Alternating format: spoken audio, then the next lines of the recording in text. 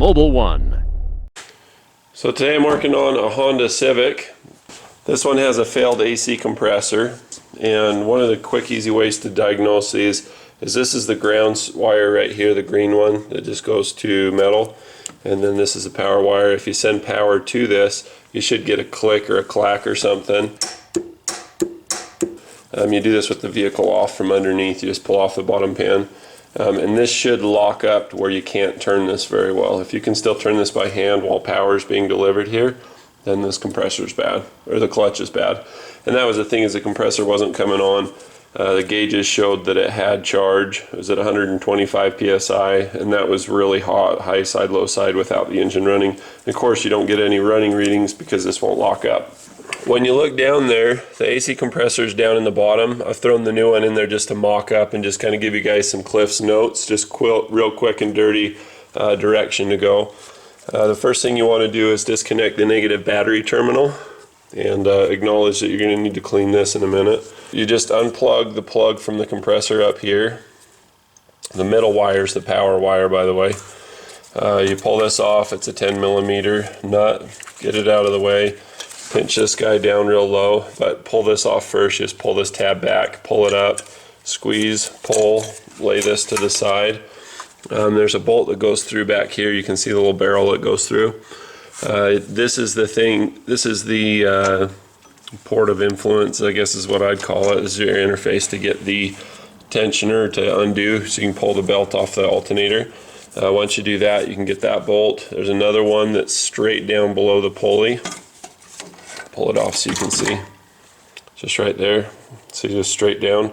That's also 12mm. While you have this in your hand, I only like to touch things once if I can do that, and I don't have to email back and forth or dink around with something or come back to something. As soon as I pull these off, the first thing I do is there's this little slide barrel. This won't come out. This is like kind of pressed in. Another indication is that there's a slit in it. It's kind of spring-loaded against it, and these get pretty tight. But this is a little thing that helps to hold it still. When you tighten the bolt into this, this draws that together, and it just kind of hangs in there, so I'll tap that back. One of the easiest ways to do it is to set this over a socket or something, so you get the right length or whatever so it sits level. I take a pry bar like this, put it over the top, and then I just hit the pry bar. I hold one side, and then I just tap on the other side. Obviously I can't do that with a camera in my hand. And then we'll set this aside to be put in later. Once your alternator's out, you have a belt tensioner assembly to pull out. You can see this here. This whole thing basically has a dampening spring and just kind of pivots on a spring. And there's two bolts in this. There's a short one and a long one here and one here. So once you're to this point, just take that and set it up. Pull out your 4 bolts for your compressor and your lines. I've got my lines just kind of bagged up and clean. Got my other one hanging down there so that it stays clean, pointed down. You can see that it's got these little hanger notches on this thing. It's really, I love when they do stuff like that. It makes it so much easier. You don't have to balance or do anything. You just pull the bolt straight out without any worries. So this is it. This fell down. We put it in the up position. So you take the compressor and you just lift it up. Make sure your wire harness is all undone when you do your alternator. Just lift it up. It can't fall. There's no way to go down. You have to come out the top. This is metal body work, and then that subframe, you can't get it out through there. So that's why we pull the alternator, because the best way is to go through the top. So we're going to pull it to this point. It's a little too early. We're going to drop that tensioning device. See how this pivots? So once the tensioning device is in the down position, you want to rotate the compressor so that you get a little bit of play, free movement. Turn it, and it's up and out, just like that. The charge information on this, if your label's gone, say this has been in a wreck and you got an aftermarket hood, here's the label that you need to know, 0.450 kilograms. So, and that's what it is in ounces. This is just your plain Jane 1.8, no timing belt, Honda Civic. And that's what I would want to know in a nutshell before doing this job. The other things, the belt routing is basically like an arrowhead. So you've got a pulley here, a pulley here. It goes around the crank like that. And it goes around the AC compressor up to the alternator, around the power steering, and then back over. So it's kind of like an arrow that points up this way. And then you've got this C-shaped funky tension device thing that comes up to your shock absorber doohickey here. And it just basically pivots somewhere down here. That's your belt diagram. Alternator, AC, tensioner, idler, harmonic balancer, or drive pulley, whatever, power steering, like that. You notice I didn't have to pull the plastic off of this to do that, but I did have to pull the plastic if you're going to replace the receiver dryer. This did not grenade by any means, it was just a compressor clutch, but this has a desiccant filter thing in it, and so you always want to pull that out too. Anyway, if you put one hand down at the base of the bracket and then twist it out with the other hand, these come out pretty easy. Want to see how long the bolt was that was in that? Look at this. Of course, make sure that that's clean before it goes back in. So there's three different ways that you can have the clutch fail. This outer ring is kind of a coaster, kind of an idler pulley, and then the inner part of this is actually the part that goes through the compressor and does the pumping. So these engage and stick to each other and turn as one when an electromagnet locks them together. Okay? Okay. This is the new one. This is the old one. And while they look a little bit different, you can see the traces of things that are the same. Just this outer plate's a little different is all. Okay. You've got a ground wire that's grounded. It's just screwed to the side. And then you've got the positive wire. This should lock it together, but nothing happens. Okay? Then we do the same thing on this other one. I want you to look at this part here. You see it sink? So that's why the air conditioning compressor wouldn't work before, is this clutch is just shot. And if you look down at the detail on it, you can see a lot of dust and rust stuff. A lot of that's just from the clutch material just wearing out. When you turn this one, it turns really easy. The compressor's kind of tired anyway, so instead of replacing the clutch, we'll just do the whole thing all together. The cost is pretty close either way. This one's got more resistance to it. It's better pressure. So that's just to confirm that the diagnosis is correct, and that's what I did before pulling this old compressor off.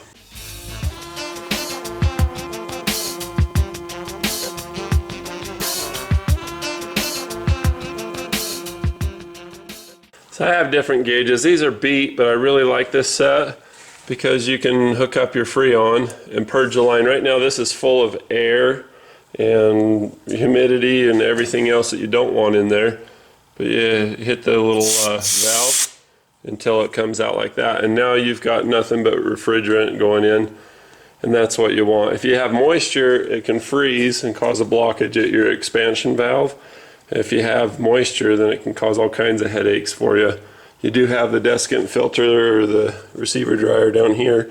And that'll pull some of the moisture out, but why waste it on something that you can just purge? So that's why I use this gauge set.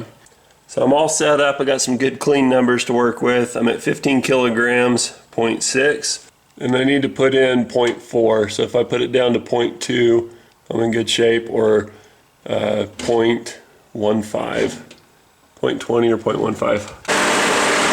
So it's sucking it down. I've got the low side open. You can see it's moving through the sight glass. Things look good. There's no foam, no bubbles or anything. I'm going to go right about to there and stop. A little slow in the draw. That's why they give you a little margin to use.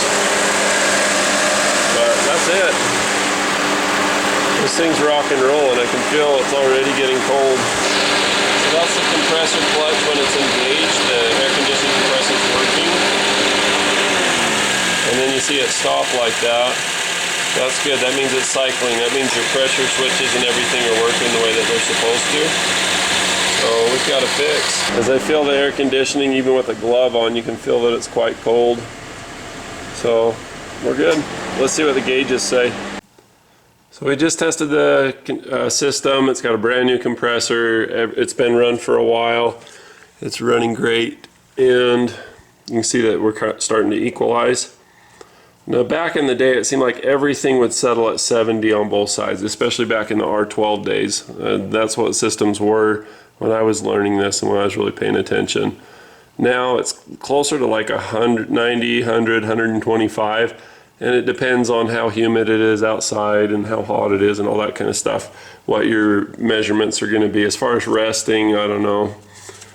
I haven't sampled that many different cars because now I don't do as many cars as I used to. A couple of years ago, or 5 or 10 years ago, when I was working at the dealership. But you can see that this one's still dropping. I'm guessing this one's going to land just about right on 100 or so.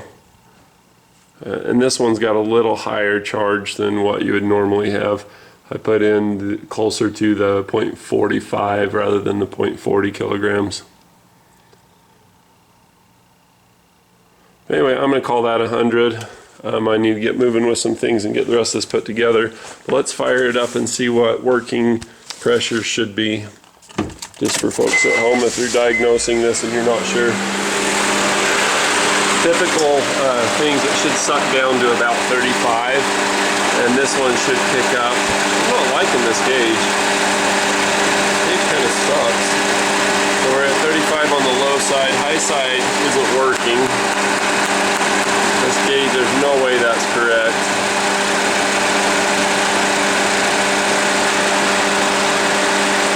These pressures are really low. Yeah, I don't like that at all. I might have to add a little. I'm wondering, this connection was bad when I went to hook it up to begin with the first time, and now it's been good, but this gauge set. I don't like this at all. I bought this on Amazon thinking it would be a good gauge set, but there's no way to purge the air out of the line when you're filling.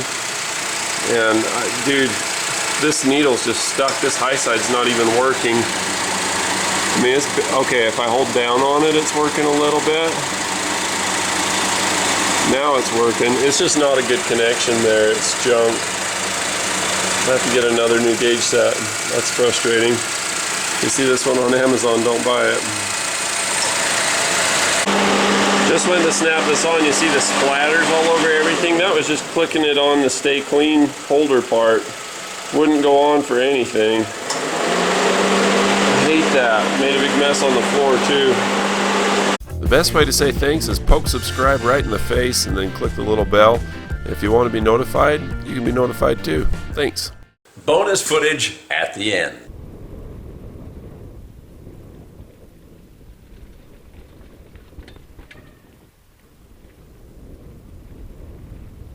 Beep, beep. How are you doing? Good, how are you? Good.